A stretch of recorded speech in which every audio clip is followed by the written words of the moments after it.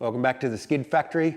We're just going to have a little Q&A session and some shit talking today on this episode.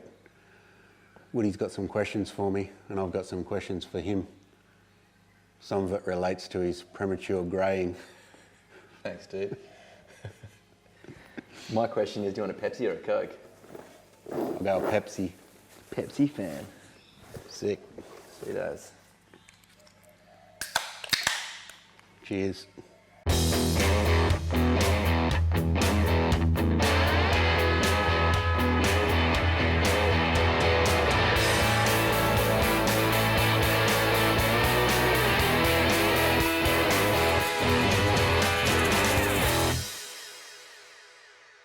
So you probably just watched the LS32 build over the last 9 weeks. Pretty bloody epic car. End result is awesome and still not done, I suppose. Are they ever? Yeah, exactly right. That's cars, isn't it? It's on the road anyway. Well, you know, not on the road as it were. Would be if we were in America because it'd be illegal over there. Unfortunately. But you get that. Due to rules in Queensland when it can't be legally registered, so it is a dedicated track car now. Heaps of questions over the build. Here you go. I've got some for you. You got some. We do read the YouTube comments because we are trying to make a show that people enjoy. Everyone reads the YouTube comments, come on. We're always there throwing out likes and replying. Main question right at the end was why only 440 horsepower?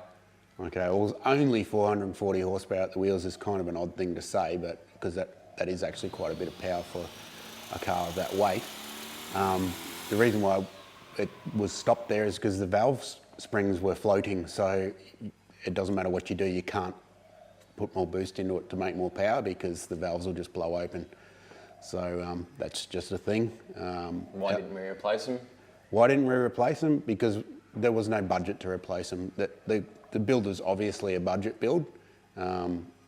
We're all just bloody working class dudes. We don't earn a fortune. We've got mortgages. We've got kids to pay for, except for Rodriguez. He's probably got kids, but he just doesn't know about them. So yeah, like you got to build a car to your budget. We're not getting flooded with freebies and stuff as yet, but call me.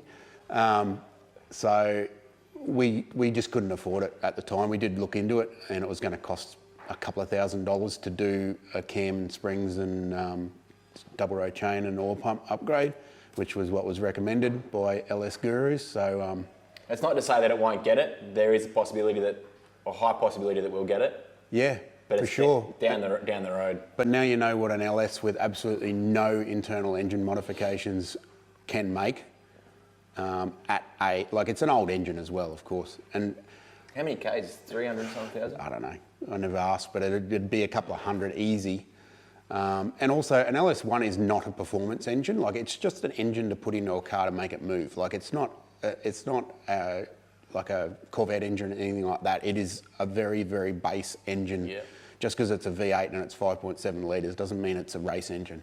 So you can only do what you can do with them until you start changing things. And you can make good power from them NA too, but same thing, you've got to spend good. Yeah, you can make good power NA, but you can't make good power NA without cracking open the engine and doing a lot of mods to it. Like they make 280, 300 horsepower at the wheels with extractors and an air intake as a standard engine. So if you multiply that by 0.6 atmospheres, which is what we added to it, it works out about correct for adding atmospheres. And that's all you're doing with a turbo is you're increasing the atmospheric pressure. So to me, the maths works out. It makes what it makes. If we want to make more power, we can certainly do it. There's no dramas there, but power costs money. So until there's more money available, it's not going to happen. Next question is, did the radiator work? A lot of concern about the radiator being too small, being it's from a 520D BMW, I think it was. Yeah.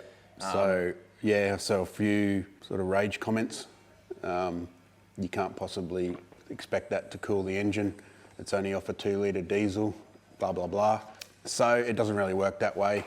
A modern diesel engine makes heaps of power and produces lots of heat, so it doesn't need a good radiator. It's not a, I don't know where that comes from, but The thing with that radiator is it's a really modern design. It's small because it obviously had to be for the packaging of the car.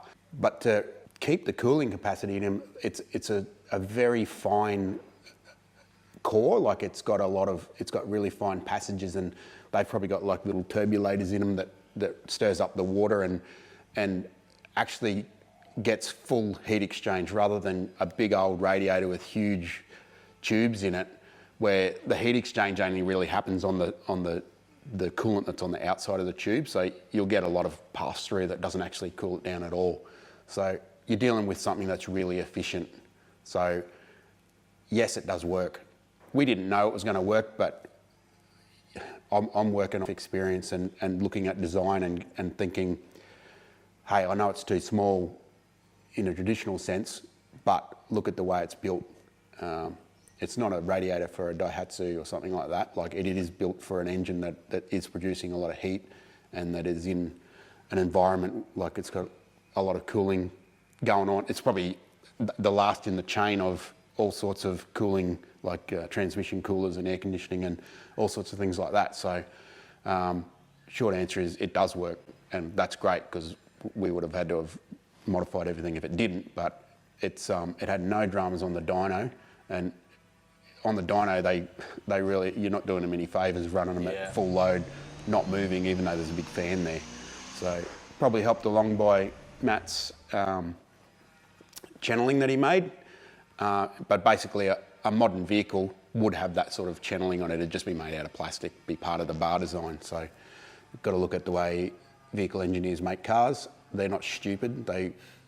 That's how I learn how things work, is by looking at how a manufacturer designs it, because a lot of the time those guys are at the top of their game, the guys designing and manufacturing cars. So yeah, use that as a guide to when you're modifying them. The other concern was how the radiator's been modified and the water pump and water neck too. Reality is that's a 15-minute job for Matt to do, and if you were to go to replace the water pump, cutting off that water neck and welding it onto top of the new water pump is a piece of piss. It's not hard. Yeah, it might be difficult for a guy at home that doesn't have any tools, but Matt's he's a fabricator by trade. That's probably all he's ever going to do, because that's what he's trained to do. So if something went wrong, like the water pump leaked, he'd just get another one and do the exact same thing, do it and weld the thing on, and off we go. Speaking of Matt being a fabricator too, Matt's works at an engineering firm. He's not like a automotive, like metal fabricator making intercooler piping and stuff like Al does. No. See, I'm not a fabricator. I'm a mechanic that can fabricate. He's a fabricator, but he doesn't work on cars. So there is there's a crossover between it. Like you might be really good at fabricating things from scratch, like building truck bodies and stuff like Matt does, sheet metal and stuff like that. But there's a big learning curve for someone like Matt to then apply that to working on a vehicle where you've got confined spaces and you are modifying an existing design. So it's been good for him, good for us to see how he does things. So I've learned heaps from Matt over the years. He's sort of been the guy that's always been in the background, who I ask questions to and get him to show me how to do things and that sort of thing. So everyone learns from each other, and that's where you want to surround yourself with, people like that. Speaking of background, Matt has been around for years. If you go back and look at the Super Grants video, you can actually see the VQ32 on the hoist in the background. Yeah. That was when it was originally getting the VQ30 put in, wasn't it? Yeah. When you blew the RB20 Yeah, up. That's right. That was a long time ago. A long time ago. Turbos, are they any good? Yeah, they're $200 turbos. So for the price, like I honestly can't believe that they could produce something of that quality and sell it for $200. But they're perfectly fine. It's just an old Garrett design from like the 80s, so there's absolutely nothing special about it, and they're relatively easy to produce. So as long as they're balanced and there's no like swarf and stuff inside them, no dramas. We're not pushing them very hard. Probably wouldn't run more than 1 bar with them, because that's when your thrust load increases, and usually that's what fails on a cheap turbo, is when the thrust load just dries out the thrust plate and splits it in half, and then everything wobbles around and chews itself up. Is it better than is it as good as a modern Garrett GT30 or whatever? Of course not. It's an old turbo with some glitter on it. That's not to bag on them though, because we've got mates that have used these turbos day in, day out. And yeah, we've got mates that are making big power with cheap turbos. So and go forever. Yeah, it's like, it's impossible for us to recommend that you go buy one, but for $200, buy one, have a look at it. You can't go wrong. Inspect it if you know what you're looking at, and get someone who does know what they're looking at to have a look with an open mind. And if it looks good, then it probably is good. Like they're not that complex a device, really. What went wrong? Not much, eh? We dropped the engine on the ground. Apart from you breaking your finger. And I broke my finger. That was Martin's fault. Thanks, Martin. But otherwise, not much.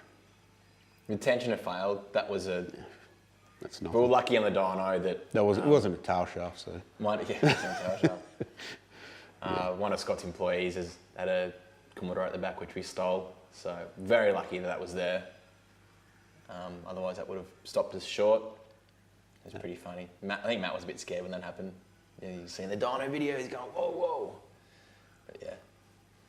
The sump was already damaged though before. Yeah, the sump was broken, whether it was in the accident or whether they just ran over something 10 years ago and never bothered fixing it.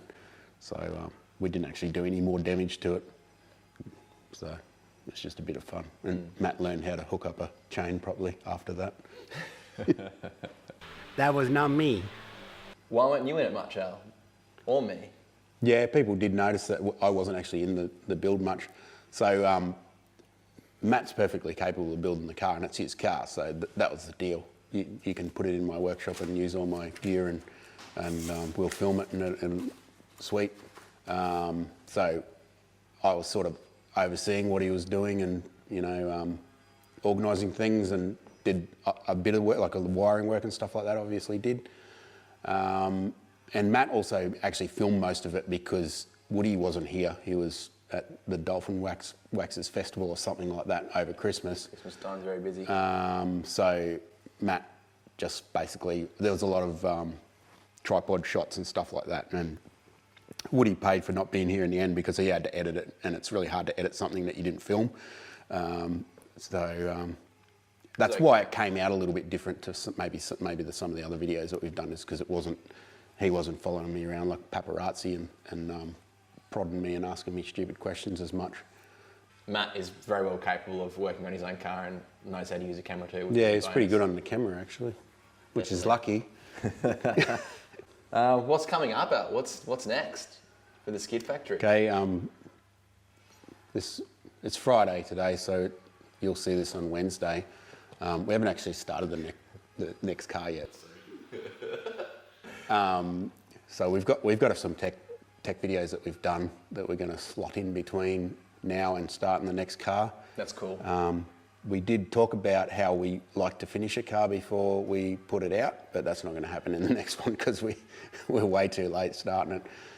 I've been held up with doing paying jobs like Tiranas and stuff like that, and building turbo kits and all that stuff. So, but we'll get started on it as soon as the Tirana is mobile, and it's going to be pretty cool. I'll give you the tip. It is cool. Maybe a little bit stupid, but cool nonetheless. So that's funny. Last thing is merch, Alan. Where is it? What's going on? Merch is available. So go to the MCM store. I've got lemon squash coolers or Coke coolers, Pepsi coolers. Pepsi if you want. T-shirts, little key tags and stuff. It's all there, and forever coming up with more ideas to bring some more stuff out. So jump on there, get on it. We will be doing a giveaway sooner or later, so make sure you keep your eye on our social media stuff. Going to be doing a package giveaway or something for everyone. But apart from that, thanks again for watching the show. Thanks for all the positive comments. It is great reading through the YouTube comments and getting all the positive feedback. It's awesome. It puts a smile on your face. What about Old Cock? What about him? People keep asking to see Old Cock. If you know Old Cock, if you're a local and you know him, you know that he's a bloody legend. He's also an incredibly cranky bloody legend. Absolute top bloke. Al actually asked him. I asked him because I saw it on the comments and I said, "Oh, can we, put you on YouTube?" And he said no, which is pretty much how you roll. That's Old Cock to a T. We'll get him on camera one day, maybe. His car will be on. Wasn't he in? We made the exhaust, but he's there. He's plodding along. Yeah. Welding stuff. But we're going to feature Old Cock's car. He's got an awesome 1970 XYGT Here it is. replica. Absolute mint That car. we've done some really cool stuff with EFI conversions and stuff on it. So we're going to actually feature that. It's almost finished, so that'll be a cool one. That's a part of what's coming up too. A lot of feature cars we want to do.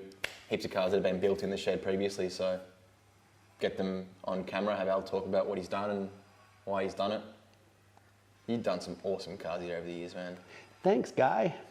Need to just stop drinking Pepsis and lemon squashes and do some work, I reckon. Maybe we do. Can you finish up that Tirana today or what? Probably not. Probably not. Did you get some lunch? How about that? Sushi? Yeah, man. Yeah, man. Cool. Woody, you know when they talk about electronics and when you blow it up, it lets the smoke out? Yeah. Like when it's buggered? Well, come and have a look at this. This is what happens to a Subaru when you let the vape out.